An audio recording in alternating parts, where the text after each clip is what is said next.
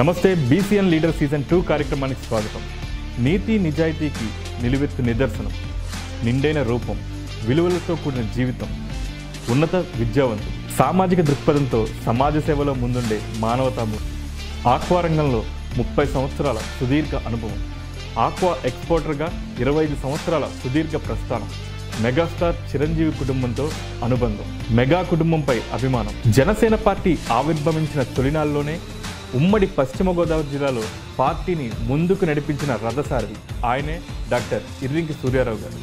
Suryamitra EXIM private limited అధినేత, Janasena party రాష్ట్ర నాయకులు ఇర్రింకి సూర్యారావు గారితో ఈ వారం బీసీఎన్ లీడర్ సీజన్ 2 కార్యక్రమం.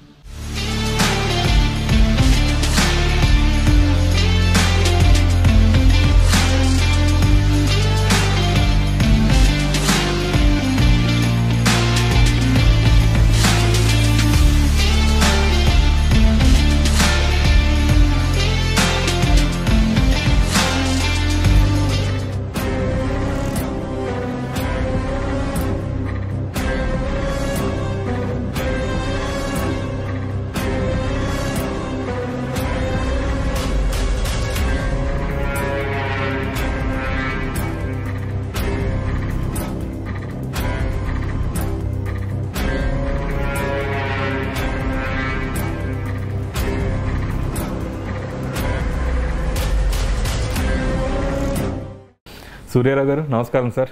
నమస్కారం అండి. ముందుగా మీకు బీసీఎన్ లీడర్ సీజన్ 2 కార్యక్రమానికి స్వాగతం సార్. అయితే మన కార్యక్రమం మొదలుపెట్టే ముందు ఒకసారి మీ కుటుంబ నేపథ్యం గురించి మా బీసీఎన్ ప్రేక్షకులు చెప్తారా? ముందుగా నా నాన్నగారు పేరు ఇరింగ్ గంగారాం గారు, ఆ తండ్రి ఇరింగ్ వెంకన్న గారు. ప్రజెంట్ ఈ శివరావుపేటలో ఇప్పుడు నేను ఉన్న ఇల్లు ఇరింక్ వారి స్ట్రీట్, మా తాతగారు ఆస్తిలో. ఈ ప్రత్యేకంగా ఇక్కడ ఆయన జీవన విధానం రైస్ మిల్లింగ్ అప్పట్లో 1950s 45s ఆ ఏజ్ టైంలో. తర్వాత నాన్నగారు ఇంటికి పెద్ద కొడుకుగా ఉన్నారు. ఆయన అప్పట్లోనే డిగ్రీ చేయటం, direct recruitment income tax UDC ఉద్యోగం రావటం, తర్వాత పరిస్థితుల రీత్యా ఆయన రిజైన్ చేయటం. ఆ పోస్ట్కి ఇంట్రెస్ట్ లేదు ఆయనకి, ఎందుకంటే ఇన్కమ్ ట్యాక్స్ అంటే ఆయనకి అందరికీ తెలుసు ఇవాళ ఇన్కమ్ ట్యాక్స్లో ఏం జరుగుతుంది అనేది. తర్వాత ఆయన మద్రాసు వెళ్ళటం, అక్కడ బిఎల్ చేయటం, అక్కడున్న పరిచయాలతోటి సినిమా యాక్టర్ కన్నాంబ గారి అబ్బాయితో పరిచయం అవటం, తద్వారా 2 సినిమాల్లో కూడా అభిమానం, టైగర్ రాముడిలో కూడా డాక్టర్ క్యారెక్టర్లు వేయటం జరిగింది. అది కూడా కష్టసాధ్యమే, సినిమాల్లో యాక్ట్ చేయటం కానీ మీడియాలు కానీ. ఆ రోజుల్లో కూడా చాలా అది ఆయనకి నచ్చలేదు, ఎందుకంటే అప్పుడున్న పరిస్థితులు కానీ ఎన్ని కానీ. తర్వాత ఆయన భీమవరం రావటం, ఇక్కడ చార్టెడ్ అకౌంట్ ఆఫీస్ పెట్టడం, తర్వాత విజయవాడ బెంజ్ కంపెనీ, టాటా కంపెనీలో అడ్మినిస్ట్రేటర్గా ఆయన బాడీ శాస్త్రాలు పిలిస్తే 75 ఆ టైంలో వెళ్ళటం జరిగింది. అంచేత ఈ జర్నీలో ఆయన రిటైర్ అయ్యే వరకు కూడా ఆ సంవత్సరం ఉండటం ఒకటి. మధ్యలో కొంచెం డిస్టర్బెన్స్ వచ్చి మళ్ళీ కాకినాడ వెళ్ళటం, రిజైన్ చేయటం, అక్కడ మళ్ళీ బోట్లు. అప్పట్లో మేము విజయవాడలో ఈ గోకరాజు గంగరాజు గారు ఏదైతే లైలా గ్రూపు వారి ఫ్యామిలీ ఉందో అక్కడే ఉండేది ఇల్లు విజయవాడలో మాకు, లైలా గారి దగ్గర. సో అట్లాగా ఆయన లైఫ్ అంతా కూడా ఒక ఆర్గనైజేషన్లో ఒక మెంటర్గా కానీ జీవితం అంతా, అలాగే ఫ్యామిలీకి పెద్ద కొడుకు అవడంతో ఎంటైర్ ఫ్యామిలీని కూడా లీడ్ చేయడం జరిగింది. వారితో మా మదర్ అయిన ఇరింక్ అనంత సత్యవతి గారు ఇక్కడ భీమవరం మండలం గొల్లంతిప్ప పుట్టినిల్లు ఆవిడ. సో ఇద్దరు సమకాలికలుగా సంసారం నడపడం నుండి జీవితం నడపడం జరిగింది. వారి యొక్క కనుసైకల్లో పెరిగిన కాబట్టి అయ్యే ఒక లక్షణాలు మాకు అవ్వడం చాలా సంతోషం. అయితే చిన్నప్పటి నుంచి మీ బాల్యం, విద్యాభ్యాసం ఎక్కడ నడిచాయి? విజయవాడ ఫస్ట్ బేసిక్గా ఇక్కడ జాయిన్ అయింది సెంట్ మేరీ స్కూల్లో, ఎల్కేజీ జాయిన్ అయ్యాను. తర్వాత విజయవాడ షిఫ్ట్ అవడంతో నిర్మలా హై స్కూల్ విజయవాడలో స్కూలింగ్ చేశాను. తర్వాత కాలేజు సిద్ధార్థ కాలేజ్. సో అక్కడ ఇంటర్మీడియట్ ఫస్ట్ ఇయర్ పాస్. తర్వాత కాకినాడ ఏదేమో అక్కడ సెకండ్ ఇయర్ ఇంటర్మీడియట్ చదివాను. తర్వాత అక్కడ బ్రేక్ అయింది ఎడ్యుకేషను. తర్వాత నాకు diploma in business management IIIT Bengaluru diploma చేయడం జరిగింది. సో టోటల్గా ఎడ్యుకేషన్ పరంగా అయితే కనుక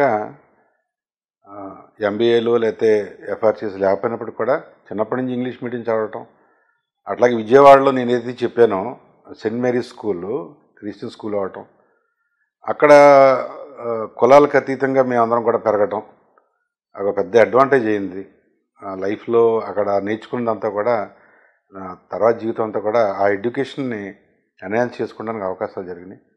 ఇప్పుడు కూడా ఆ తపన ఉంది కాబట్టి ఇంకా స్టిల్ లెర్నింగ్ ప్రాసెస్లో ఉన్నాం. అయితే మీరు విజయవాడ నుంచి అటు భీమవరం ఇచ్చేసి సూర్యమిత్ర ఎగ్జిమ్ ప్రైవేట్ లిమిటెడ్ అనే సంస్థను ప్రారంభించి దాంట్లో మేనేజింగ్ డైరెక్టర్గా, చైర్మన్గా ఎన్నో సేవలు అందించారు ఆక్వా రంగంలో. సో మీరు ఆక్వా రంగంలోకి వెళ్ళడానికి గల కారణాలు ఏంటి?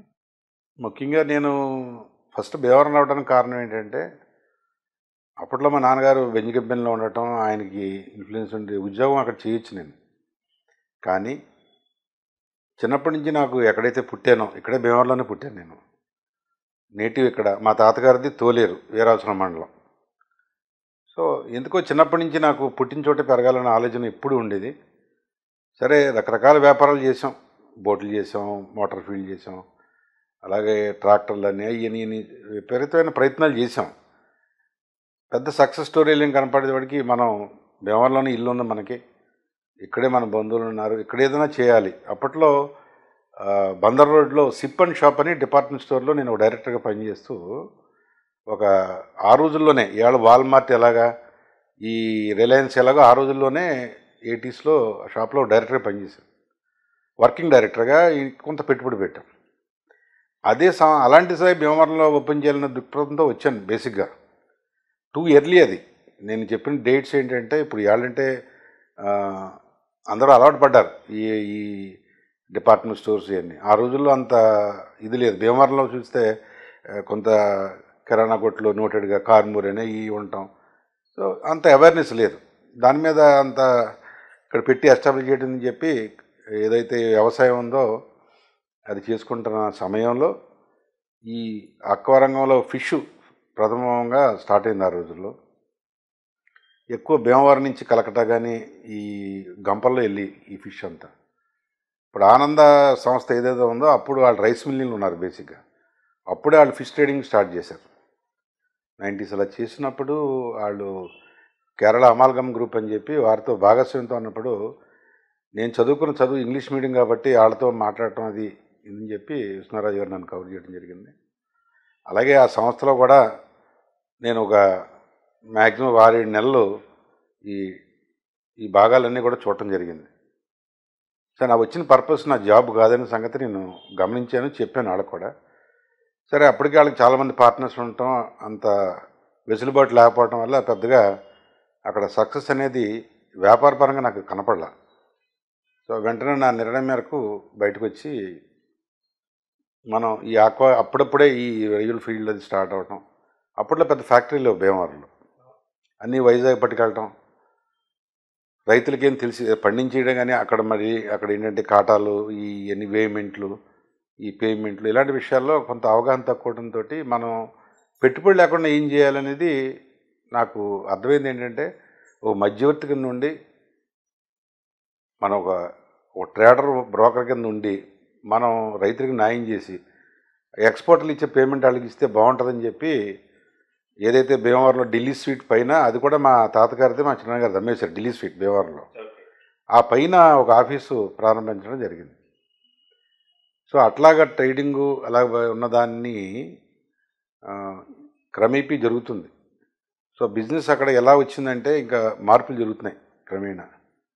ఏదైతే నా నిజాయితీ నిబద్ధతను చూసి నాకు పార్ట్నర్షిప్ మరి లేట్ మెంటే పద్మనాభం గారు ఎక్స్ ఎంపీ, అలాగే గొలవందిప్పలో ఇంకొక ఇద్దరు మా రిలేషనే యాతంపల్లయ్య గారని తాతయ్య గారని, వీళ్ళ ద్వారా ఒక ట్రేడింగ్ యాక్టివిటీ స్టార్ట్ చేసాం. సూర్య ట్రేడర్స్ అని భీమవరంలో రెస్ట్ హౌస్ రోడ్లో స్టార్ట్ చేసాం. 98లో వీళ్ళందరూ ఏంటంటే ఒక ఎక్స్పోర్ట్ స్టార్ట్ చేయాలని చెప్పి సూర్య మెరైన్ ఎక్స్పోర్ట్స్ అని స్టార్ట్ చేయడం జరిగింది. అప్పట్లో కూడా చాలా ఒడిదుడుకులు ఉన్నాయి. ఓ సంవత్సర కాలంలో అప్ అండ్ డౌన్ అవడంతో నాకు దాన్ని ఎదర తీసుకెళ్ళడం ఇష్టం లేక దాన్ని 98 ఓ సంవత్సర కాలంలో బ్రేక్ చేసాం. బ్రేక్ చేశాక ఏదైతే కెనరా బ్యాంక్ అప్పట్లో మాకు ఉండేది, వాళ్ళు సపోర్ట్ తోటి మళ్ళీ నా సొంతంగా మళ్ళీ పునఃప్రారంభించాం. అట్లా ప్రస్థానం ఎక్స్పోర్ట్లో స్టార్ట్ అయ్యి ఇప్పటికి 20 సంవత్సరాలు పూర్తి చేసుకుని 26 సంవత్సరాలు ఉన్నాం. ఆల్మోస్ట్ ఓ జనరేషన్ గడిచింది ఎక్స్పోర్ట్స్లో. అలాగే ఆక్వా ఉత్పత్తుల్లో డొమెస్టిక్ మార్కెట్ని పెంపొందించడానికి ఆక్వా డైట్ ప్రారంభించారు. సో ప్రస్తుతం మార్కెట్ ఏ విధంగా ఉంది? దానికి నాంది ఏంటంటే మనం రైతు పండించిన చేపల రొయ్యలు ఏదైతే మనం ఉత్పత్తి చేస్తున్నామో భారతదేశంలో ప్రతి పౌరుడు కూడా తినాలన్న ఆలోచనే ఆ రోజున డొమెస్టిక్ మార్కెట్ పెట్టాలని చెప్పి ఆలోచన. దాన్ని భీమవరంలో ఇప్పుడు కూడా కరూరు వైశ్య బ్యాంక్ వెనకాల ఒక అవుట్లెట్ కూడా ఉంది స్టిల్. ఎందుకంటే దాన్ని నేను పక్కన పెట్టకుండా భీమవరంలో కూడా నెలకి మినిమం ₹1,00,000 క్వాంటిటీ, అంటే భీమవరంలో రొయ్యలు చేపలు లైవ్ స్టాక్ దొరికే చోట కూడా రిక్వైర్మెంట్ ఉందంటే భారతదేశంలో చేయగలిగితే బ్రహ్మాండమైన గిట్టుబాటు ధర రైతులకు వస్తుంది. ఇప్పుడు కూడా చాలామంది చేస్తున్నారు, చేసినా కూడా ఇంకా కొంచెం ఎంకరేజ్మెంట్ కావాలి దీనికి. సో ఆ డొమెస్టిక్ మార్కెట్ ఏంటంటే మీకు మనం ఎంతసేపు బతుకున్న చేపలు చూస్తున్నాం లేదా ఫ్రోజన్ చూస్తున్నాం. ఫ్యూచర్ ఏంటంటే వాల్యుడేషన్. ఇప్పుడు మా అబ్బాయి ఇప్పుడు వియత్నాంలో ఉన్నారు, జపాన్ వెళ్ళారు. ఏదైతే బేకరీల్లో ఒక మైదా పంచదార బెల్లంతో మనం తినుబండారు ఇంట్లో మా చిన్నప్పుడు ఏం చేసుకునేవాళ్ళం, అయ్యే ఇప్పుడు రంగులద్ది రకరకాల షేపుల్లో చేసి వాల్యుడెడ్గా బేకరీలో ప్రొడక్ట్స్ అమ్ముతున్నారు.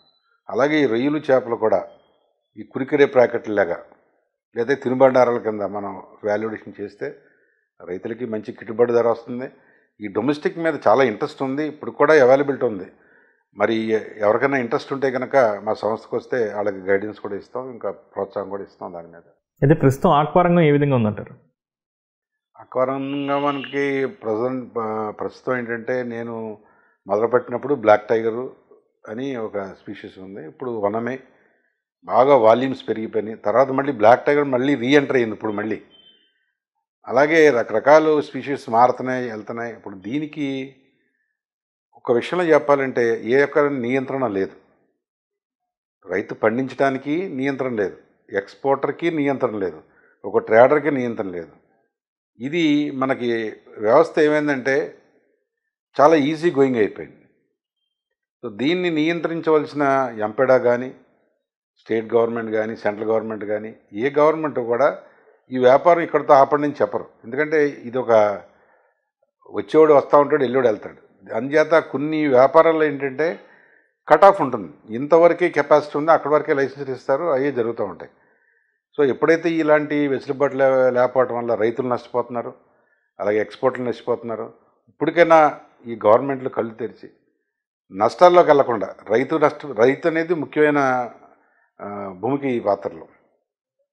సో ఇండస్ట్రీ ఏంటంటే డిమాండ్ అండ్ సప్లై. రైతులకి అర్థం కావాల్సింది ఏంటంటే 2 డెకేడ్స్ వెళ్ళిపోయినాయి, కొత్త తరంలోకి వచ్చాం, ఆహార అలవాట్లు మారినాయి. Corona big effect world wide.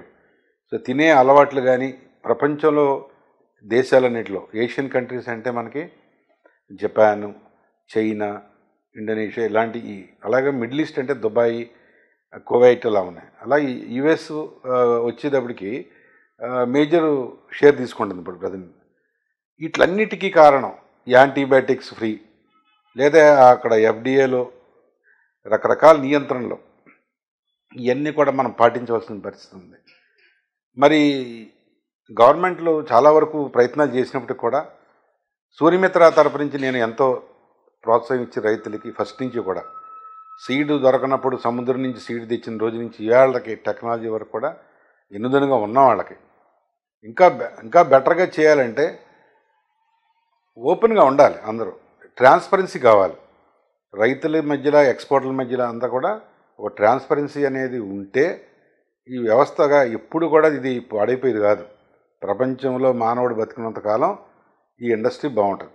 ఇదే ఇండస్ట్రీ, ఫుడ్ ఇండస్ట్రీ ఏదైనా కూడా, రొయ్యలు చేపలని కాదు, future is going to be ready to eat, ready to cook నుంచి ఈట్లోకి వెళ్ళిపోద్ది. ఎందుకంటే మీరు గమనించండి, ఇవాళ ఆడపిల్లలు ఎవరో కూడా కిచెన్లోకి వెళ్ళి వండే పరిస్థితి లేదు.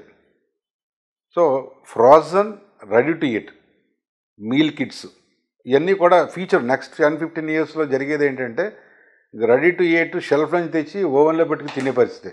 మోస్ట్లీ నా అభిప్రాయం అయితే కూడా ఫ్యూచర్ ప్లానింగ్ కిచెన్స్ ఉండవు, ఇళ్లలో కూడా కిచెన్ ఉండదు, ఓన్లీ డైనింగ్ ఉంటుంది, దానికి ఓవెన్లు ఫ్రిడ్జ్లు ఉంటాయి. నా నా అభిమతం, అది నా ఊహ. స్టోర్ చేసుకుని తినేది తప్ప అప్పటికప్పుడు కుక్ చేసుకునేది వండేది ఏమి ఉండదు అంటారు. ఫ్యూచర్ అంతే అండి. ఎందుకంటే ఇప్పుడు అసలు ఇప్పుడు పూర్వం ఉన్న ఆ, సాంప్రదాయాలు కానీ ఆ ఓపిక కానీ మహిళలకి ఏడ లేదు, రాదు కూడా. అప్పుడేంటే ఉమ్మడి కుటుంబాలు అక్కడ తల చేసేవారు. ఇప్పుడు ఉన్న జనరేషన్కి I think it is going to next level అండి. ఓకే, అయితే మీ సంస్థ ద్వారా సుమారుగా ఎన్ని కుటుంబాలు ఉపాధి పొందుతున్నాయి?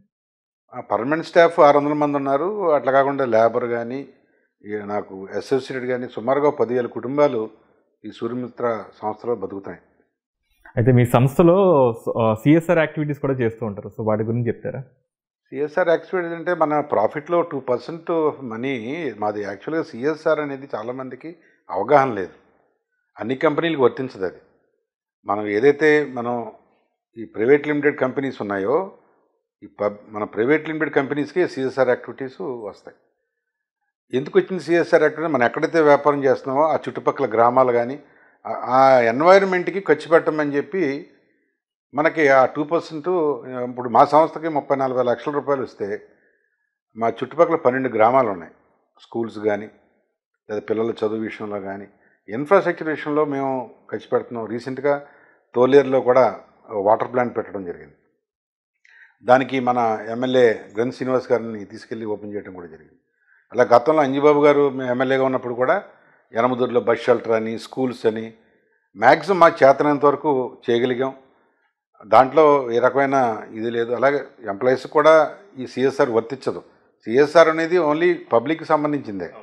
సో దీనికి ఒక రూల్ ఉంది. ఆ రూల్ ప్రకారం మరి చెట్లు నాటడం కానీ, మన ఎన్వైరన్మెంటల్ ఇష్యూస్ కానీ ఇలాంటివన్నీ కూడా ఈ మనకు వచ్చి ఈ సిఎస్ఆర్ ఫండ్ వచ్చిన కాడి నుంచి చేయడం జరిగింది. అలాగే భీమవరంలో కొన్ని మాకు అందుబాటులో ఈ సిఎస్ఆర్ వచ్చిన వాటిలన్నిటికి కూడా నా వంతు సహకారం జరిగింది. అలాగే కరోనా సమయంలో కూడా మీరు చేసిన సేవా కార్యక్రమాల గురించి? కరోనాలో ముఖ్యంగా చెప్పాల్సింది ఏంటంటే, ఒకటి ఫస్ట్ బేసిక్గా నా ఫ్యామిలీ మొత్తం కరోనా బారిన పడింది. సో ఆ టైంలో ఒక ఫ్యాక్టరీకి వెళ్ళి మనం అంత ఆర్గనైజేషన్ రన్ చేయాలంటే బేసిక్గా మనకు ధైర్యం కావాలి. ఆ రోజుని మా అబ్బాయి కూడా సివియర్ అటాక్లో ఉన్నప్పుడు గోకరాజు గంగరాజు గారు ఫ్యామిలీ మాకు చిన్నప్పటి నుంచి బాగా ఇదవటంతో ఏలూరు ఆశ్రమ హాస్పిటల్లో సపరేట్ ఐసీ ఓపెన్ చేసి అప్పటికి ఇంజక్షన్ కూడా రాలా. సో ఆ టైంలో అలాగా అతను సీరియస్గా ఉన్నా కూడా ఒక 4-5 రోజులు నేను దాంట్లో కొంచెం ఇబ్బంది పడినా కూడా వెంటనే ఫ్యాక్టరీకి వెళ్ళటం.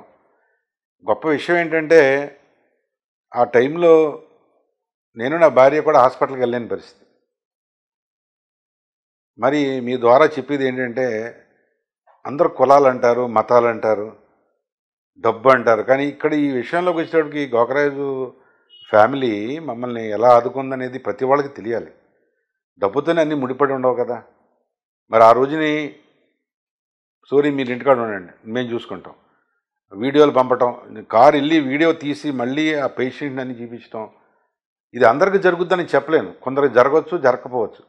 ఇవన్నీ కూడా దృష్టిలో పెట్టుకున్నాను నేను. దృష్టిలో పెట్టుకుని ఫ్యాక్టరీకి వెళ్ళి నాకు చేతనంత వరకు ఎంప్లాయీస్కి అక్కడ వచ్చిన రాపైన జీతం ఇవ్వటం, ఫ్రీ ఫుడ్ అవనివ్వండి, మెడికేషన్ అవనివ్వండి, అలా చుట్టుపక్కల గ్రామాలన్నిటికి కూడా ఈ గ్రాసరీస్ చేతనంత సాయం చేసాను. నాకు అందుబాటులో ఉన్నంత సాయం చేయాలని చేశాను. ఆ టైంలో అసలు ఎవరు ఉంటారు, ఎవరు వెళ్ళిపోతారో కూడా తెలియదు. అలాంటి సిట్యువేషన్లో మరి ఇది కోలుకోలేని సిట్యువేషన్లో నేను ప్రతి ఒక్కరికి ఒకటి చెప్పాను, మనం ఒక రెస్పాన్సిబుల్ సిటిజన్గా మనం చేయగలని చేయాలని చెప్పాను. ఇదే కరోనా సమయంలో నేను, నా వైఫ్, మా మదర్ కూడా వైజాగ్ హాస్పిటల్కి జాయిన్ అయ్యాం.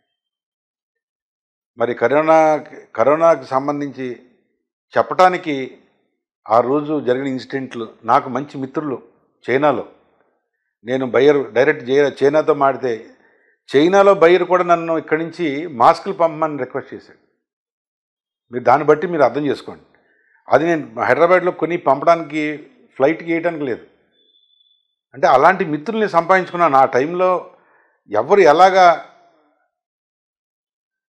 ఇప్పుడు ఏదైతే కులాలకు అతీతంగా అన్నామో దేశాలకు అతీతం అనేది అందరికీ అర్థం కావాలి. మనకు పాకిస్తాన్ వ్యతిరేకం, చైనా వ్యతిరేకం అని చాలామంది అంటారు. అంతర్గతంగా చాలా విషయాలు ఉంటాయి, చాలామందికి తెలియపోవచ్చు.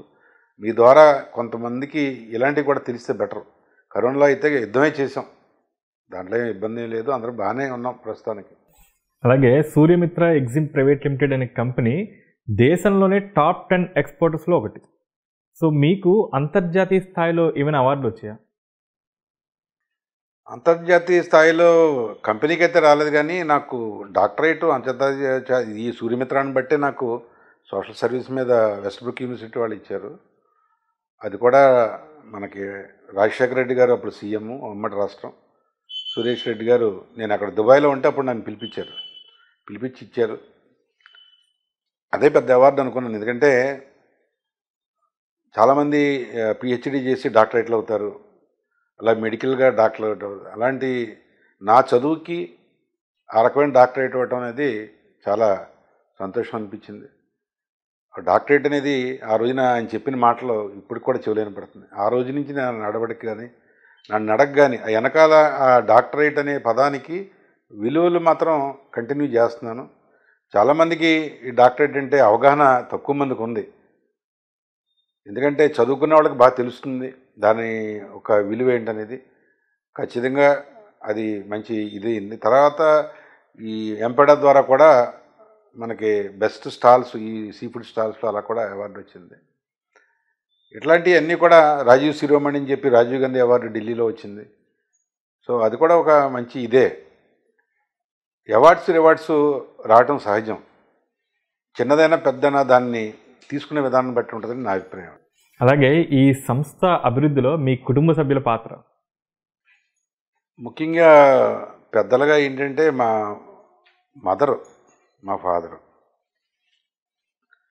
వాళ్ళు ఏంటంటే ఎంతసేపు ఇప్పుడు ఈ వ్యాపారం అంటాడు, ఈ ఉద్యోగం చేయకుండా అట్లా ఉండేది. ఎప్పుడైతే ప్రతి మెట్టు నేను ఎక్కినప్పుడు వాళ్ళ సలహా తీసుకుంటాం అనేది జరిగేది. వాళ్ళ ఒక మానసిక బలం చాలా పెద్దది. తర్వాత ముఖ్యంగా నా భార్య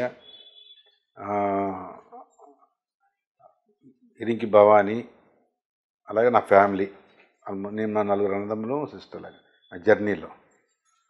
సో ఎప్పుడైతే మనకి ఇలాంటి సపోర్ట్ ఉందో, తర్వాత పిల్లలు పెరిగారు, వాళ్ళకి పెళ్ళిళ్ళు చేసాం. సో అమ్మాయికేమో ఇప్పుడు అమ్మాయి యుఎస్లో ఉంటుంది, అల్లుడి గారేమో తులసి, మా అమ్మాయి పేరు తులసి, ఆయన పేరు హరగోవింద్. ఇప్పుడు వాళ్ళకి మనవడు ఇప్పుడు మంచి యూనివర్సిటీలో ఇంజనీరింగ్ చేస్తున్నాడు. అలాగే మనవరాలు చదువుతుంది. ఇక్కడ భీమవరంకి వచ్చేటప్పటికి మా అబ్బాయి పేరు ఇరింగ్ గంగారాం. సో వీళ్ళందరూ కూడా ఇప్పుడు ఆయన సీఈఓగా ఉన్నాడు ఈ కంపెనీకి. సీఈఓ అంటాం. ఇప్పుడు ఇవాళ జపాన్లో ట్రేడ్ ఫేర్ జరుగుతుంది, అక్కడికి వెళ్ళటం, కొత్త ఈ టెక్నాలజీ చూడటం, ఇవన్నీ సపోర్ట్ జరుగుతుంది. ముఖ్యంగా 20 సంవత్సరాలు నడపడానికి ఫ్యామిలీతో పాటు స్నేహితులు, శ్రేయోభిలాషులు, మా కంపెనీ ఎంప్లాయీస్ చాలామంది వెళ్ళిపోయారు బయటికి, చాలామంది ఉన్నారు. సో ఎప్పుడు కూడా మన ప్రయాణంలో ఎవరు పర్మనెంట్ కాదని కాకుండా మనం తీసుకునే దాన్ని బట్టి మనకి వాళ్ళకి సంబంధం ఉన్నంతకాలం మనం జీతం ఇస్తున్నాం, వాళ్ళు పని చేస్తారు. అవకాశాలు ఇచ్చినప్పుడు మారిపోతూ ఉంటారు. అది కూడా చాలా ఈజీగా తీసుకుంటాను నేను. సో ఆ తరం 98 నుంచి ఇప్పుడు వచ్చేటప్పుడు 30 ఏళ్ళు అయిపోయింది. ఇప్పుడు మళ్ళీ మార్పులు చేర్పులు జరుగుతూ ఉన్నాయి. ఎప్పుడు రివ్యూ చేసుకుంటానే ఉంటాం బిజినెస్ని. అలాగే భవిష్యత్తులో మీ సంస్థను ఇంకా విస్తరించే ఆలోచన ఉందా? విస్తరించే ఆలోచన కన్నా ముందు కరెక్ట్ చేసుకునే ఆలోచన ఉంది. ఒకటి మేనేజ్మెంట్లో కరెక్ట్ చేసుకుంటాం, 2 వాల్యూడెడ్ ప్రొడక్ట్స్ చేయడం అనేది ముఖ్యం. ఏదైతే మాకు ఇంత ప్రోత్సాహం ఇచ్చిన బ్యాంకులు కానీ, రైతులు కానీ, లేదా ట్రేడర్స్ కానీ ఆర్థిక పరంగా మాకు సహకారం, మమ్మల్ని నమ్మి ₹1,00,00,000 అప్పు ఇవ్వటం ఒక బాధ్యత. అవన్నీ కూడా మనకి క్లియర్ చేసుకుంటాం అనేది ఒకటి. 2, ఇన్ని వేల కుటుంబాలు పోషించడంలో ముఖ్య పాత్ర వహించిన ఈ సూర్యమిత్ర సంస్థ ఒక గొడుగు లాంటిది.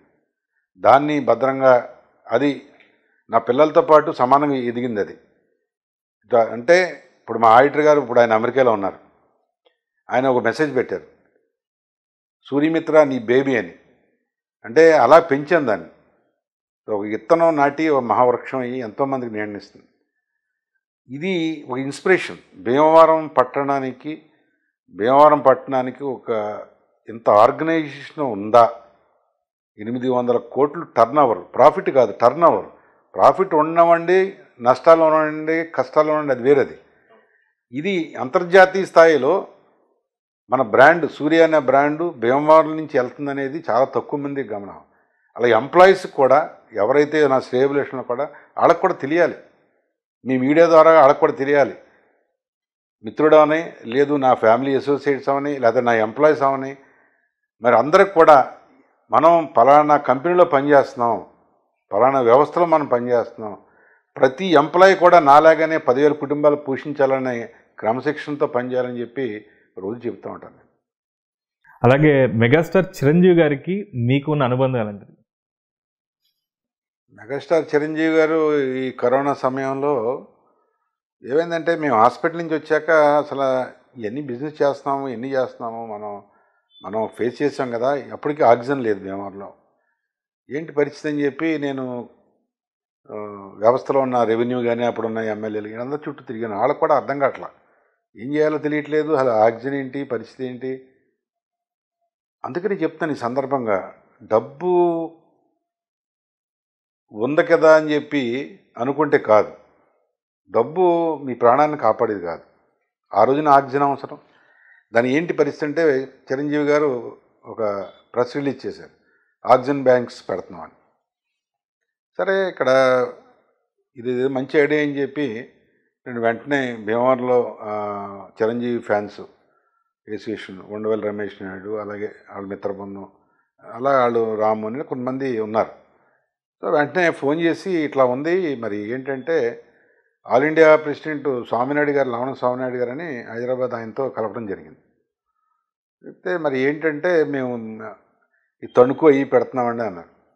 అవన్నీ కాదు, భీమవరంలో పెట్టాలి, దానికి ఏం ఖర్చు అవుతుందో మీరు మాట్లాడి చిరంజీవి గారితో నేనే భరిస్తాను, ఖచ్చితంగా భీమవరం పెట్టి నాకు కావాలంటే వెంటనే ఆయన మాట్లాడారు. ఆయన ఒప్పుకున్నారు. ఒప్పుకుంటే ఆ రోజు నేను చిరంజీవి బెడ్ బ్లాంక్ 5 లక్షల రూపాయలు చెక్ ఇవ్వడం జరిగింది. వెంటనే ఈ టీం అంతా కూడా భీమవరంలో రెస్ట్ హౌస్ రోడ్లో మా క్లబ్ హౌస్లో పెట్టడం జరిగింది. అది ఎంతోమందికి ఉపయోగపడింది. ఆక్సిజన్ సిలిండర్స్ ఇవ్వటం వల్ల ఎవరైతే చిరంజీవి ఈ ఫ్యాన్స్ అసోసియేషన్ మెంబర్స్ ఉన్నారో, అలాగే మా మెంబర్స్ అందరూ కలిపి అది మంచి బ్రహ్మాండంగా చేయగలిగాం.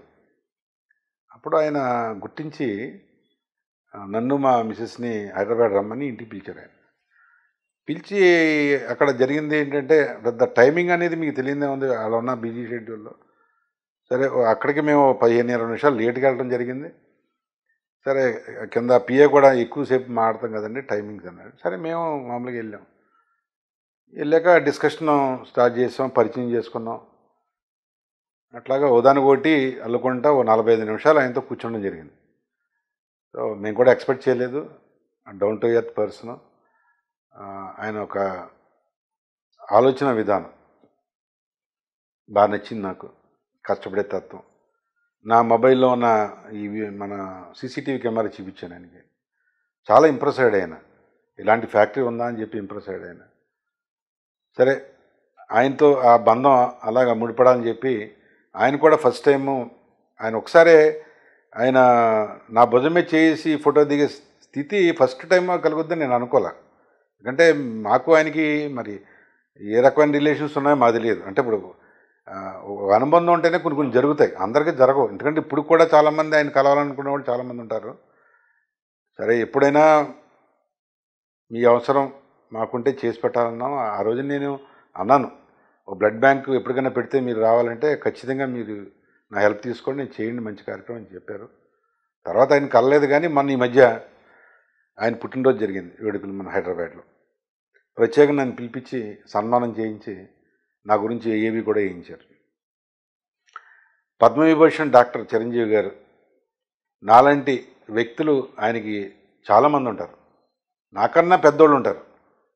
నన్ను ఆ కరోనా సమయంలో చేసిన దానికి గుర్తించి అలాంటి వేదిక మీద సన్మానించడం చాలా సంతోషం అనిపించింది. ఎందుకంటే మనం కొంతమందిని చిన్నప్పటి నుంచి కూడా స్కూల్ నుంచి జీవితంలో చాలామంది కలుస్తూ ఉంటాం, కొంతమంది వెళ్ళిపోతూ ఉంటారు, కొంతమంది జాయిన్ అవుతారు. అలాంటి దాంట్లో చిరంజీవి గారు కూడా ఇప్పుడు ప్రస్తుతం బాగా ఇష్టలుగా ఉన్నారు నాకు. అయితే ఇంకా రాజకీయాల విషయానికి వస్తే, జనసేన పార్టీ ఆవిర్భవించిన తర్వాత ఉమ్మడి పశ్చిమ గోదావరి జిల్లాకి మీరే తొలి అధ్యక్షుడు. కానీ ఆ తర్వాత ఆ పదవిలో ఎక్కువ కాలం కొనసాగింపుగా ముందుకు వెళ్ళకపోవడానికి గల కారణాలు ఏంటి? జనసేన పవన్ కళ్యాణ్ గారి గురించి చెప్పాలంటే ఆయన పోరాట యాత్రలో భీమవరం రావడం జరిగింది. అంతకుముందు హైదరాబాద్లో ఒకసారి కలిశాను. నాకు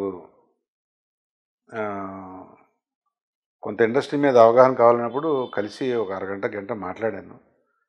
సో అయిపోయిన తర్వాత భీమవరం వచ్చారు. భీమవరంలో వచ్చినప్పుడు ఆయన మీటింగ్లో చేయటం జరిగింది. అప్పుడు ఆకకు సంబంధించి నన్ను మీటింగ్ పెట్టమన్నారు. మీటింగ్ పెట్టాం. మీటింగ్లో ఫస్ట్ మీటింగ్ జరిగింది, నాతోటి జరిగింది మీటింగు. ఆ టైంలో అతన్ని పిలిపించి నన్ను పక్కన కూర్చోబెట్టున్నారు. అక్కడ రైతులు ఉన్నారు, ఏజెంట్లు అందరూ ఉన్నారు. సరే ఆయన అబ్జర్వ్ చేస్తున్నా, ఆయన మాట్లాడేది ఏంటి, అట్లా చేస్తున్నాడు ఏంటి. సో ఆయనకి ఏదో తపన, ఏదో చేయాలన్నది ఆ మీటింగ్లో కనపడింది. తర్వాత ఫస్ట్ టైం నేను కూడా అలాంటిది అటెండ్ అవ్వటం. నా లైఫ్లో అలాంటి పొలిటికల్ మీటింగ్ని అటెండ్ అవ్వాల. సడన్గా నాకు ఎందుకు అనిపించింది, మీరు ఎంతసేపు ప్రశ్నించానటం కాదు, ప్రశ్నించే స్థాయి నుంచి పాలించే స్థాయికి వెళ్ళని మామూలుగా అన్నాను.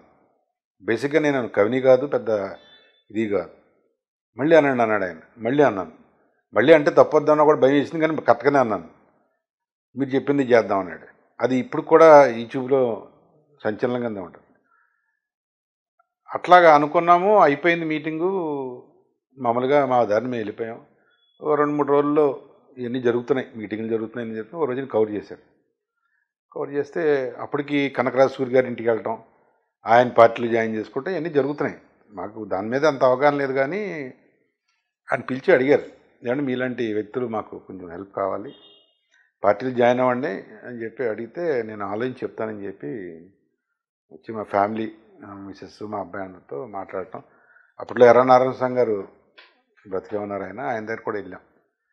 ఆయన కూడా సలహా చెప్పారు, రాజకీయాలు అంటే డబ్బుతో కూడినవి ఉంటాయి, సో రకరకాల వ్యవస్థలు నడుస్తూ ఉంటాయి. మరి నువ్వు వ్యాపారంలో ఉన్నావు కదా, మరి ఏ రకమైన భరోసా నీకు పవన్ కళ్యాణ్ గారు ఇస్తారని ఇవన్నీ చూసుకోవాలి కదా అని చెప్పి అన్నారు. సరే ఏదైతే అది అవుతుందని చెప్పి మనం పెద్ద ఇంట్రెస్ట్ లేదు, ఇంకా వెళ్ళి ఆయన దగ్గరికి వెళ్ళి, సార్ మేము ఇవన్నీ కూడా మాకు కొత్త మాకు అని చెప్పి ఆయనతోటి చెప్పడం జరిగింది.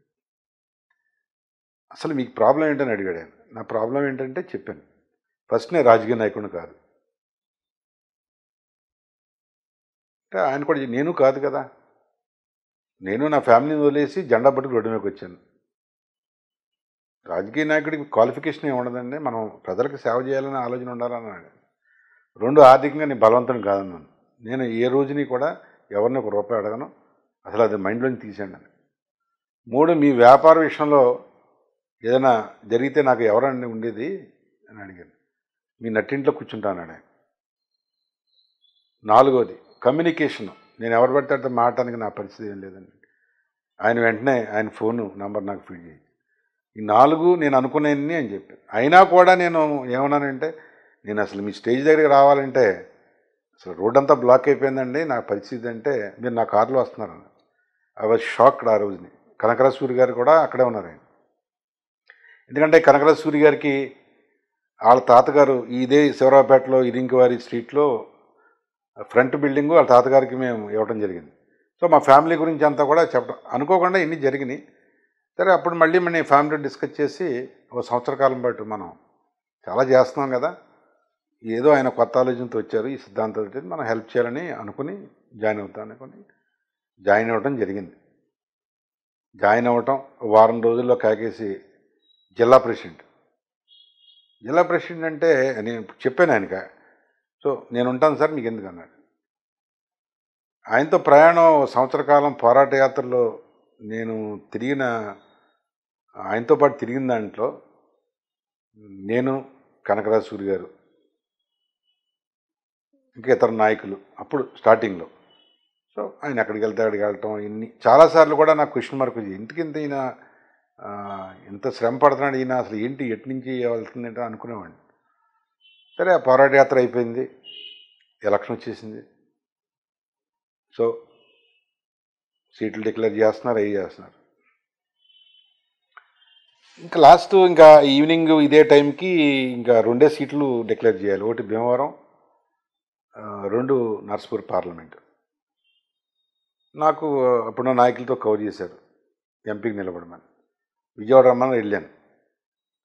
వెళ్ళి ఆయనతో మాట్లాడి చెప్పాను కదా సార్ నాకున్న పరిస్థితి అంటే, ఆయన కొంచెం ఇబ్బంది పడ్డారు. ఆయన పూర్తిగా నన్ను మైండ్లో పెట్టేసుకున్నాడు. ఆయన కూడా తెలుసు గెలుపోవటంలో అనేది మేము ఇద్దరం అనుకున్నాయే. ఇది బయట ప్రజలు తెలుసో తెలియదేమో తెలియదు, కానీ మీ ఇద్దరం అనుకున్నదే. కానీ నేను ఒకటే చెప్పాను, నా రెస్పాన్సిబిలిటీ నేను మీకు ముందు చెప్పాను కదండి, ఈసారికి నన్ను పని చేస్తాను సిద్ధంగా ఉన్నానని చెప్పాను. అప్పుడు ఎంపీకి నాగబాబు గారిని తీసుకొచ్చి పెట్టడం, ఆయన అనియోగంగా 2 చోట్ల పోటీ చేయడం జరిగింది. ఆ ఎలక్షన్ వరకు ఎలక్షన్ చేసాం, రిజల్ట్ కూడా రాలేదు. నేను అనుకున్నది చేశాను. సంవత్సర కాలం పని చేయాలనుకున్నాను. వెంటనే ఆయనకి లెటర్ పంపించా, రిజిగ్నేషన్. వాట్సాప్ ఉంది కదా కాబట్టి, సార్ నా పని నేను చేశాను, బాధ్యతలు ఎవరికైనా చెప్పండి, నేను మీకు కూడా ఉంటాను పెట్టాను.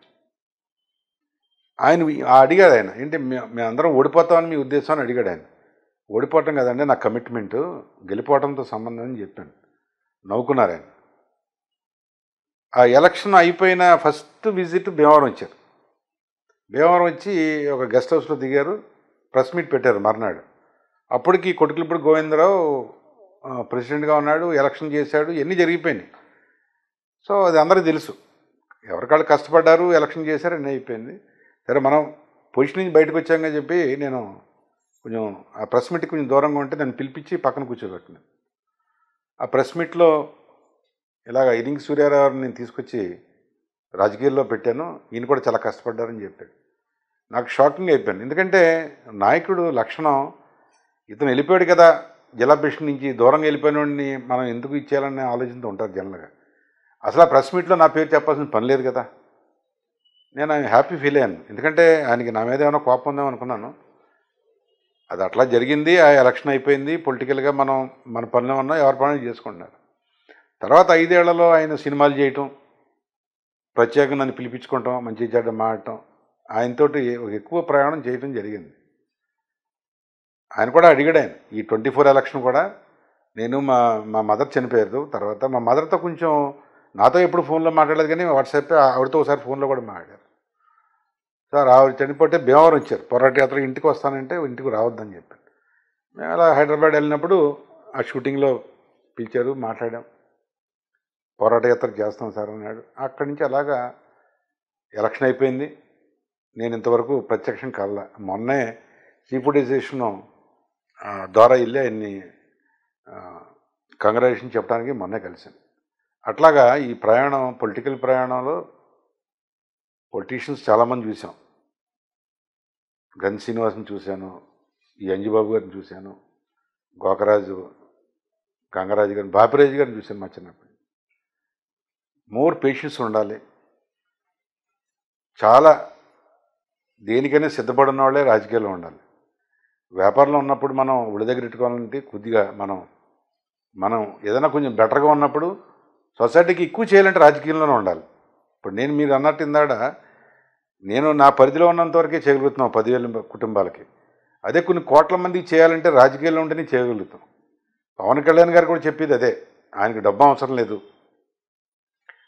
పదవులే అవసరం లేదు. మరి అనూహ్యంగా ఆయన 24 ఎలక్షను 21 సీట్లకి ఉండి డిప్యూటీ సీఎం అయ్యారంటే it is a great achievement. అందరూ సీఎం అవ్వాలనుకున్నారు, డిప్యూటీ సీఎం అయ్యారు కదా. ఆయన మొన్న మీటింగ్లో కూడా చెప్పాడు, చంద్రబాబు నాయుడు గారు ఇన్సిడెంట్ జైల్లో పెట్టడం, ఇది ఎంత దుర్మార్గం. ఇది ప్రజల్లో అర్థమైంది. అలాంటి ఆయన జైల్లో పెడితే ఆయన జైలు నుంచి బయటకు వచ్చి ప్రకటించడం, ఇవన్నీ కూడా అంతర్గతంగా మనుషులందరినీ కూడా ఒక ప్రభావితం చేసింది. అట్లాంటి ఎలక్షన్ మళ్ళీ చూస్తామా లేదని కూడా నాకు డౌటే. అలాగే నరేంద్ర మోడీ గారు కూడా అప్లిఫ్ట్ చేశారు పవన్ కళ్యాణ్, భారతదేశంలోనే ఒక టాప్ లెవెల్లో తీసుకెళ్తారు. మరి చంద్రబాబు నాయుడు గారు, పవన్ కళ్యాణ్ గారు, నరేంద్ర మోడీ, వీళ్ళ ముగ్గురు కాంబినేషన్లో ఈ ఆంధ్ర రాష్ట్రం మలుపు తిరుగుద్దని నా నమ్మకం అండి. అయితే సార్ మీరు కాపు సంక్షేమ సేనకి గౌరవ అధ్యక్షులుగా కూడా చేయడం జరిగింది. సో అందులో మీ పాత్ర ఎంత? కాపు సంక్షేమ సేన అనేది హరిరామ్ జోగయ్య గారు ఎక్స్ మినిస్టరు, ఎంపీ ఆయన ఈ సంస్థ స్థాపించినప్పుడు నేను చెప్పాను, సార్ మీ ఏజ్కి మనకి ఇది ఈ కులాలకి ఎన్నిటికి సంబంధించి ఇప్పుడున్న పరిస్థితులు మనం చేసేది ఏముంటుందని అడిగితే ఆయన ఏమన్నారంటే, ఇది ఎప్పటి నుంచో జరుగుతుంది, ఇది ఏ కులానికి ఆ కులం ఓ సంఘం అంటాం, ఈ సంఘం వాళ్ళ యొక్క శ్రేయోభిలాషులుగా వాళ్ళకి గవర్నమెంట్ నుంచి రావాల్సినవి కానీ లేకపోతే ఆర్థికంగా చేయవలసినవి ఉన్నాయి. ఏదైతే ముద్రగడ పద్మనాభం గారు దీన్ని ఆయన పోరాడి మరి దీన్ని స్లో చేశారు కదా అని అంటే, నేను చెప్పాను నాకు ఇంట్రెస్ట్ లేదండి అంటే, లేదు అలా కాదు మిమ్మల్ని ఇబ్బంది పెట్టమని చెప్పి పెట్టాడు. కానీ నేను ఆయన్ని చూశాను 80 ఏళ్ళు దాటాక. ఆయన ఒక ఇన్స్పిరేషను, ఒక జనసేన పార్టీ, తెలుగుదేశం పార్టీ అలాగో ఆ కేఎస్ఎస్ని ఆర్గనైజ్డ్ సెక్టర్ కింద తయారు చేశాడు ఆయన. ఓ పాలసీలు, దానికి ఒక హైరార్కీ సిస్టము డెవలప్ చేసి, ఏదైతే జనసేన అప్పుడే వచ్చిందో జనసేనలో కార్యకర్తలు వీళ్ళందరూ కూడా పెద్ద నిరుత్సాహంగా ఉన్నారు. ఏది పవన్ కళ్యాణ్ గారు మాకు ఏదో పోస్టులు ఇవ్వలేదు, అవి ఇవ్వలేదని. ఎప్పుడైతే ఈ కాపు సంక్షేమ సేన వచ్చిందో ఆటోమేటిక్గా రాష్ట్రం అంతా కూడా వీళ్ళందరూ దాంట్లో ఇన్కార్పొరేట్ అయిపోయి ఈ కాపు సంక్షేమ సేన ఏంటంటే కాపులకే సంబంధించింది కాకుండా ఇతర కులాలను కూడా చేర్చుకుని శ్రేయోభిలాషిగా కులం కాపాడుకుంటా ఇతర కులాలతో కూడా నడవాలనేది కాన్సెప్ట్ పెట్టాడు ఈయన. జనరల్గా కొన్ని కులాలు ఎలా ఉంటాయంటే మా కులం మా వర్క్ అని అంటే కాకుండా ఇది డిఫరెంట్గా తీసుకెళ్ళాడు ఈయన. సో అది కూడా నాకు నచ్చింది మెయిన్గా. అది నచ్చడం వల్లే, లేదంటే నాకు ఈ కుల సంఘాల్లో జాయిన్ అవ్వడం నాకు పెద్ద ఇంట్రెస్ట్ లేదు.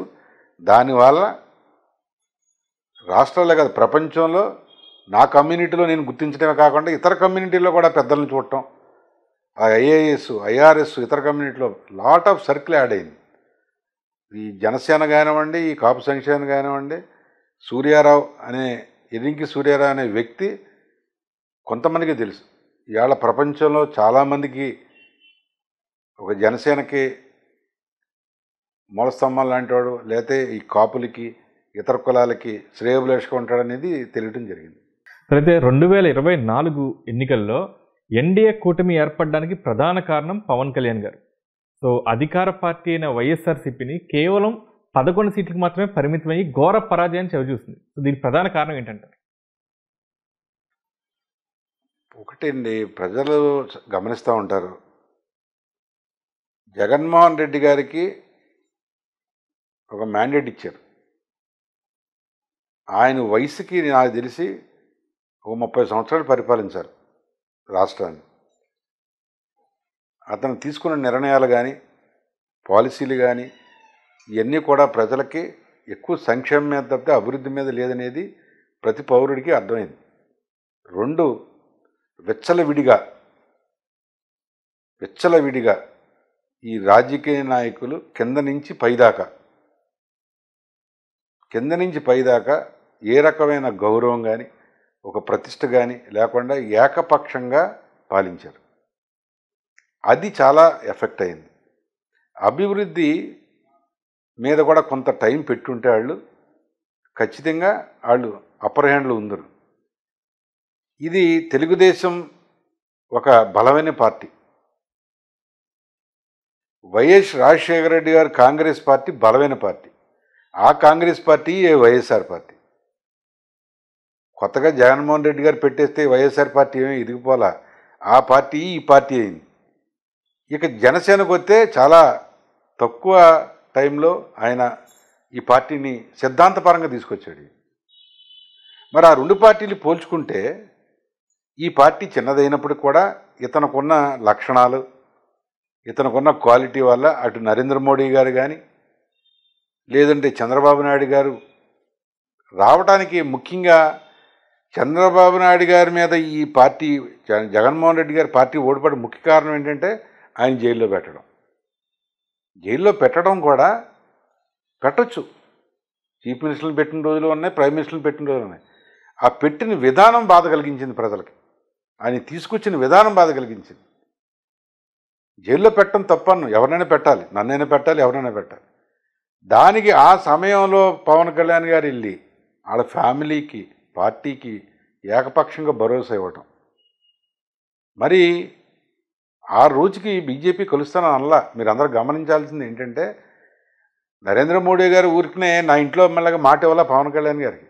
దానికి పెద్ద సిస్టమ్ ఉంటుంది బీజేపీ పార్టీకి. మరి ఈ మాట ఇచ్చాడు. చాలామందికి నాకే డౌట్ ఉండేది, ఏంటి అసలు అప్పుడు వీళ్ళిద్దరు కలుపుతా అంటున్నారు, ఇప్పుడు వాళ్ళు కలుపుతారా లేదా, మరి జగన్మోహన్ రెడ్డి గారు ఫుల్ సపోర్ట్లో ఉందా బీజేపీ అన్న డౌటు వచ్చింది. అనూహ్యంగా వాళ్ళు కలవటం మరి మంచి బలం ఇచ్చింది. ఆ బలంతో పాటు ఈ ప్రజలు నిశ్శబ్ద విప్లవం. అరే బాధ వస్తే ఒక అమ్మా నాన్నలాగా ఒక ఎమ్మెల్యే ఉండాలి. ఎమ్మెల్యే దగ్గరికి వెళ్తే భయపడిపోవటం, ఒక మినిస్టర్ దగ్గరికి వెళ్తే భయపడిపోవటం, కంప్లైంట్లు పెట్టడం, వ్యవస్థలు ఇచ్చేయటం. మరి ఈవేళ ఈ ఎన్డీఏ కూటమికి మీ ద్వారా చెప్పేది, గతంలో జరిగిన ఇన్సిడెంట్లాగా ఈ కూటమి కూడా చేయగలిగితే మళ్ళీ ఈడ కూడా కనుమరుగైపోతారు. అంచేత ఈడ తక్కువ రోజులు 100 రోజులు కూడా ఇంకా పూర్తి అవ్వాలా. మరి పవన్ కళ్యాణ్ గారిని చూస్తుంటే ముచ్చటేస్తుంది. మొన్న మేము సీ ఫుడ్ అసోసియేషన్ దానికి వెళ్తే ఐఏఎస్ ఐపీఎస్ ఆఫీసర్లు వాళ్ళందరూ ఆయన మేఘమదనం చేసేస్తున్నాడు. అసలు ఏంటంటే అసలు విపరీతంగా 3-4 గంటలు వింటాం సబ్జెక్టు మీద, ఆయనకి ఇష్టమైన మినిస్ట్రీ తీసుకుంటాం. ఇవన్నీ కలిసి వచ్చినాయి. అతనికి అదృష్టం, ప్రజలకు అదృష్టం. అలాగే చంద్రబాబు నాయుడు గారు కూడా ఏకమాట మీద వీళ్ళిద్దరికి తోడుగా లోకేష్ మరి పాదయాత్ర చేయనివ్వండి, అతను పరిణితి చెంది మరి అతని తరపున అతను, అలాగే యువ నాయకత్వం తెలుగుదేశంలో కూడా రావటం స్వాగతించవలసింది. మరి ఎన్ని కలయికలతోటి చాలా తక్కువ టైం ఇది, అట్లీస్ట్ 1 సంవత్సర కాలం దీన్ని ఏ పార్టీ వారు కూడా బీజేపీ కానీ టీడీపీ కానీ జనసేన వారు కానీ పదవులు ఆశించకుండా వాళ్ళకి పనిచేయాలనేది నా అభిమతం. పదవులు వస్తాయి, పదవులు పోతాయి. మరి పోయిన వాళ్ళంతా పోయారు కదా, ఓడిపోయిన వాళ్ళంతా పోయినట్టు పర్మనెంట్ కాదు కదా. ఇది ఏం చేద్దాం అనుకుంటున్నారు మీరు? మన పవన్ కళ్యాణ్ గారు ఆయన ఆఫీసులో చెప్పింది, మీరు ఏం చేయాలనుకుంటున్నారో నాకు కాగితం రాసి ఇవ్వండి, నేను ఈ అధ్యయనం చేశాక నాకు ఫ్రీ చేసుకుని మీకు ఏ సముచితమైన స్థానం మీకు కల్పిస్తామన్నారు. అయిపోయింది. మనకు కావాల్సింది మనం పెట్టుకుంటాం. అలా తెలుగుదేశం మరి ఏళ చంద్రబాబు నాయుడు గారు ఆయన ఏజ్కి మరి ఎంతమంది కలుస్తున్నారు, ఎన్ని చేస్తున్నారు, ఏం చేస్తున్నారు? అసలు ఫస్ట్ అండి, ఎనీ పొలిటికల్ పార్టీ కులంలోంచి బయటికి రావాలి, మతంలోంచి బయటికి రావాలి. జగన్మోహన్ రెడ్డి గారు రెడ్లంతా ఓన్ చేసుకుంటారు, చంద్రబాబు నాయుడు గారు చౌదరులంతా ఓన్ చేసుకుంటారు, పవన్ కళ్యాణ్ కాపులంతా ఓన్ చేసుకుంటారు. ఎంత ఎక్స్టెంట్ అండి? కాపులందరూ పవన్ కళ్యాణ్ కూడా ఉన్నారా? చౌదరీస్ అంతా చంద్రబాబు నాయుడు కూడా ఉన్నారా? రెడ్లంతా జగన్మోహన్ రెడ్డి కూడా ఉన్నారా? అది గమనించాలి. అవన్నీ మనకు కాదు, మనకు సొసైటీలో మన కళ్ళకు కనపడేది, మన చెవులకి వినపడేది అంతవరకు పరిమితం ఉంటే సక్సెస్ అవుతాం. పాలిటిక్స్ అనేది ఇట్ ఈస్ ఎ గేమ్ అండి. పాలిటిక్స్ అయిపోయి ఒకసారి ఎలక్షన్ అయిపోయాక ప్రజా శ్రేయస్సు కోసం ఎప్పుడైతే ఉభయాలు కలిసి పనిచేస్తారో అప్పుడే మంచి రోజులు వస్తాయి రాష్ట్రానికి కానీ దేశానికి కానీ. అదే రాష్ట్ర ఉప ముఖ్యమంత్రి పవన్ కళ్యాణ్ గారిని ఇటీవల కలవడం జరిగింది. సో ఆక్వా రంగంలో ఎదుర్కొంటున్న సమస్యల మీద మీరు ఆయనకి ఏదైనా సూచనలు ఇవ్వడం జరిగిందా? ఆయన ఈ పొల్యూషన్ డిపార్ట్మెంట్ ఎన్ని ఉండటంలో ఆయన కలిసినప్పుడు ఆయన ఒకటే చెప్పారు, ఏ ఇండస్ట్రీకి వ్యతిరేకం కాదు, కాలుష్యాన్ని అరికట్టడంలో మీ పాత్ర ఏంటి, మేము గవర్నమెంట్గా మేమేం చేయాలి, మీరేం చేస్తారు, దాని మీద అధ్యయనం చేసి ఒక రాత్రి మేము సరిచేయమని చెప్పాం, మీరే ప్రణాళిక ఇవ్వండి అని చెప్పటం మా ఎక్స్పోర్టర్లందరూ కూడా చాలా హ్యాపీ ఫీల్ అయ్యారు. ఈ పొల్యూషన్ అనేది ఒక ఇండస్ట్రీయే కాదు, మాది orange category sea food. Orange అంటే ఏ రకమైన హెజార్డ్స్ లేవు. రొయ్యలు పండి ఆ హెడ్ వేస్ట్ కానీ ఏ రకమైన కెమికల్స్ మా ఇండస్ట్రీలో వాడరు. హెడ్ వేస్ట్ కూడా ప్రోటీన్, కాలువలో పడేస్తున్నారు, చేపలకి వేస్తున్నారు, చాలామంది అవగాహన లేదు. అది ప్రోటీన్ మీట్ అది. దానివల్ల ఈవెన్ చైనాలో టుడే తలకాయలు తలకాయలు పులుసు కాసుకుని తాగుతారు అక్కడ సూపు. దాన్ని తెలియక ఆ తలకాయలు ఏదో వ్యర్థాలని, అదేదో ఇష్టం వచ్చినట్టు చేస్తారని ఒకప్పుడు చేశారు. 98లో మేము స్టార్ట్ చేసినప్పుడు రోడ్ల మీద పోసేవారు తలకాయలు. అప్పుడు నేనే చెప్పా, రోడ్ల మీద పోయకండి, కొబ్బరి మొక్కలకి వేయండి, బలం వద్దని చెప్పాను. ఇండస్ట్రీలో 30 ఏళ్ళ నుంచి ఉన్నాం మేము. ఏమండి, ఇండస్ట్రీ పొల్యూషన్ ఏం కాదు, మనం లోతట్టు ప్రాంతాల్లో ఉన్నామండి. భీమవరం అనేది రాగిడి నేలలో లోతట్టు ప్రాంతం. ఈ వాటర్ ఏదైతే డిశ్చార్జ్ ఉందో మనం పొలంలోకి వదిలినా అలా ఇలా తిరిగి మురికల్లోకి వెళ్ళవలసిందే. ఇప్పుడు యనమదురు డ్రైన్ ఉందండి. డ్రైన్ అంటే అర్థం ఏంటండి? Water is the treated. మీరు ట్రీట్ చేసి క్రమబద్ధంగా మిషన్లు పెట్టి ట్రీట్ చేసి వదలాలి. మున్సిపాలిటీ ట్రీట్ చేస్తుందా? విలేజ్ ట్రీట్ చేస్తుందా? డంపింగ్ యార్డ్స్ ఉన్నాయా? ఇవన్నీ పవన్ కళ్యాణ్ గారికి తెలుసు, చంద్రబాబు నాయుడు గారికి తెలుసు. ఇది కొంచెం టైం పడుద్ది. అయితే ఇప్పుడు రీసెంట్గా కూడా కొన్ని రేపు పుట్టినరోజు కూడా ఆయన పుట్టినరోజుకి ఈ కార్యక్రమాలు పెట్టారు. పొల్యూషన్ చాలా హెజార్డిస్. ఇండస్ట్రీకి మంచి భరోసా ఇచ్చారు. అలా రైతులకు కూడా మేము ఆ సందర్భంలో చెప్పాం. రైతులు కూడా సబ్సిడీలు కానీ లేకపోతే ఫీడ్ విషయంలో కానీ నియంత్రణ చెప్పాం. ఖచ్చితంగా తక్కువ రోజులే కదండి, ఇంకా కొంచెం అధ్యయనం చేయాల్సి ఉంటుంది ఆయన కూడాను. కానీ భరోసా ఉంది ఇండస్ట్రీకి, రైతులకి మాత్రం. ఆయన చంద్రబాబు నాయుడు గారు కూడా ఇండస్ట్రీ గురించి బాగా తెలుసు ఆయనకి. ప్రత్యేకంగా ఏం చెప్పక్కర్లేదు. ఇద్దరు కలిస్తే బాగానే ఉంటుందని నేను అనుకుంటున్నాను. పైగా నరేంద్ర మోడీ గారు కూడా సెంట్రల్ గవర్నమెంట్ ఎంపడాన్ని ఆయన చేతిలో ఉన్నాయి కాబట్టి బాగానే ఉంటుంది. అయితే West Godavari sea foods factory అసోసియేషన్కి ప్రెసిడెంట్గా ఉన్నారు. సో ఎక్స్పోర్టర్స్ ఎదుర్కొంటున్న సమస్యలకు ప్రభుత్వం ఎటువంటి చర్యలు తీసుకోవాలని భావిస్తున్నారు? ఎక్స్పోర్ట్లు ఏమన్నా రైతులు ఏమన్నా ఏదైనా ఉండి ఇక్కడ మనకి ఏంటంటే ఆంధ్రప్రదేశ్ స్టేట్ ఫిషరీస్ ఒకటి ఉంటుంది, మెరైన్ ప్రొడక్ట్స్ డెవలప్మెంట్ అథారిటీ ఒకటి ఉంటుంది. ఈ రెండునేమో ఈ రైతులని ఎక్స్పోర్ట్ని నియంత్రించేది. నేషనల్ ఫిషరీస్ డెవలప్మెంట్ బోర్డు హైదరాబాద్లో ఉంది, ఈ డొమెస్టిక్ మార్కెట్కి. తర్వాత ఎక్స్పోర్ట్ ఇన్స్పెక్షన్ ఏజెన్సీ మేము చేసే ఉత్పత్తుల్ని చెక్ చేసి విదేశాలు పంపేది. 4 బాడీస్ ఉన్నాయి. ఈ 4 బాడీస్ వాళ్ళు చేసే పనులు వాళ్ళు సక్రమంగా చేసి ఎడ్యుకేట్ చేసి, ఇప్పుడు ఒక చీరల కొట్టాడు, ఒక బంగారపు కొట్టాడు వేల కోట్లు తగిలేసి ఇవాళ టీవీల్లోనూ అడ్వర్టైజ్మెంట్ చేస్తున్నారు. ఇన్ని కోట్ల రూపాయలు ఆర్థిక వనరులు సంపాదించే ఈ ఇండస్ట్రీ మీద ఇటు స్టేట్ గవర్నమెంట్ కానీ సెంట్రల్ గవర్నమెంట్ కానీ కొంత ఫండ్ క్రియేట్ చేసి అవేర్నెస్ ప్రోగ్రామ్స్ పెట్టాలి, అడ్వర్టైజ్మెంట్స్ ఇవ్వాలి, టీవీల ద్వారా పేపర్ ద్వారా ఇచ్చి అవేర్నెస్ క్రియేట్ చేయాలి. అవేర్నెస్ క్రియేట్ చేయకపోవటం వల్ల దాంట్లోనే ఉండిపోతున్నాం. సో రైతులు కూడా వాళ్ళు కూడా బాగా కష్టపడ్డారు, స్వయం కృషితోనే ఎదిగారు. ఎవరేం సహకారం ఏం చేయలే, ఏరేటర్లు లేవు, ఏమీ లేవు, వాళ్ళు కష్టపడ్డారు. అలాగే ఎక్స్పోర్టర్లు కూడా ఇవాళ ప్రపంచంలో కూడా ఉన్నటువంటి స్టాండర్డ్స్ తోటి ఫ్యాక్టరీస్ కట్టారు, ఫ్యాక్టరీలు పెంచారు, వ్యవస్థలో అన్నీ కూడా మార్పులు జరిగినాయి. ఇంకా ఫ్యూచర్ జనరేషన్ ఏంటంటే ట్రాన్స్పరెన్సీ ఆఫ్ ది బిజినెస్, ఓపెన్గా నిర్మాకాటంగా మనం ఎప్పుడైతే మనం మాట్లాడగలుగుతామో ఏ వ్యాపారం అయినా సక్సెస్ అవుతుంది.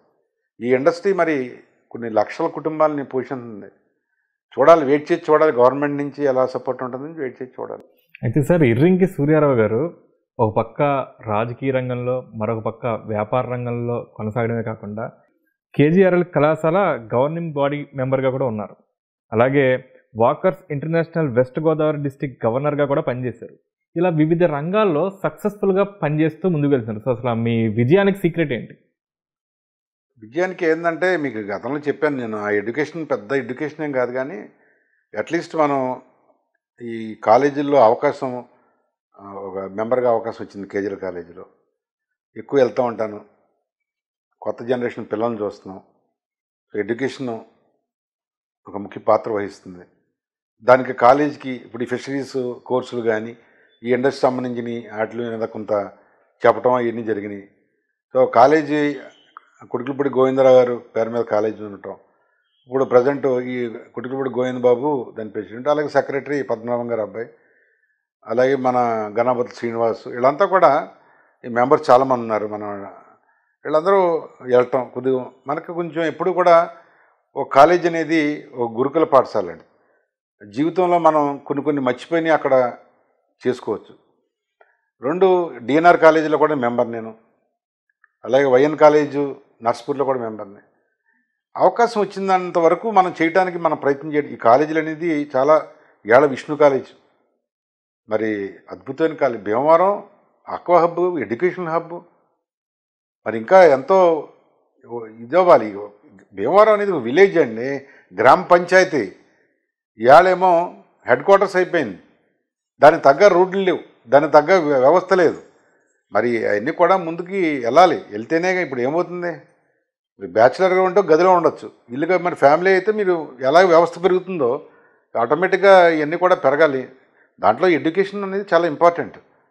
సో చాలా అవసరమైంది. మరి అవకాశం వచ్చింది కాబట్టి అవి కూడా చేయడం జరిగింది. తర్వాత వాకర్స్, ముఖ్యంగా డిఎన్ఆర్ వాకర్స్కి వాకింగ్కి వెళ్ళేవాడిని. సో అట్లాగా స్నేహితులు, మంచి స్నేహితులు పరిచయం అవ్వటం, అలా వాకర్స్ ఇంటర్నేషనల్ సంస్థ ఉండటం, అదొక జర్నీ.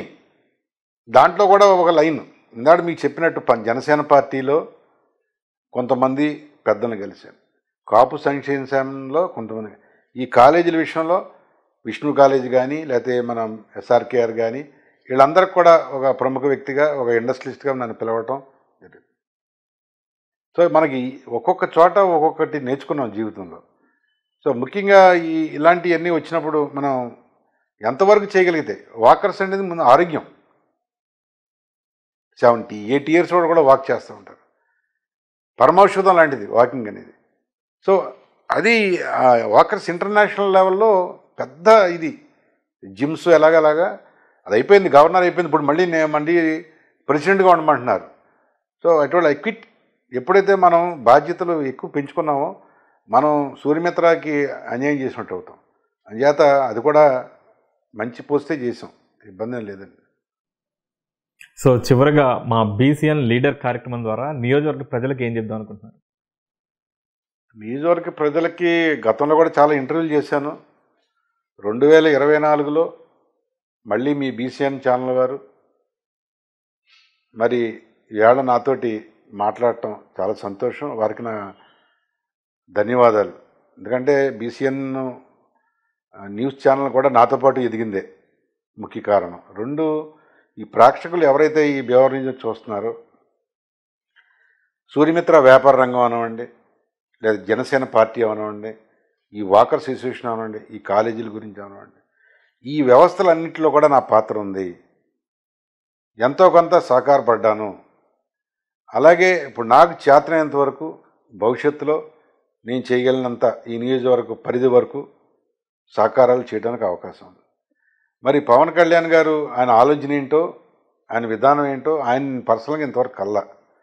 భవిష్యత్తులో ఆయన ఎట్లాగా ఇప్పుడు ఒక సంవత్సరం పనిచేద్దామని వెళ్ళిన రోజునే నాకు ఎంపీ సీట్ ఇచ్చారు లాస్ట్ టైం. ఇప్పుడు చాలామంది అడుగుతున్నారు నన్ను, మీకు ఏం పదవి ఇస్తున్నారు ఏంటని. నేను ఒకటే చెప్తున్నాను, పదవి ఆయన ఆల్రెడీ నాకు మంచి పదవి ఇచ్చాడు. జిల్లా ప్రెసిడెంట్ అంటే ఒక సామాన్య కార్యకర్తకి జిల్లా ప్రెసిడెంట్ ఇవ్వడం అనేది అంత ఈజీ కాదు. ప్రెసిడెంట్ మాట్లాడే మాట పవన్ కళ్యాణ్ మాట్లాడినట్టు జిల్లా ప్రెసిడెంట్ అంటే. సో భవిష్యత్తులో ఇవాళ ఈ 2024లో అంజిబాబు గారు ఎమ్మెల్యే అయ్యాడు.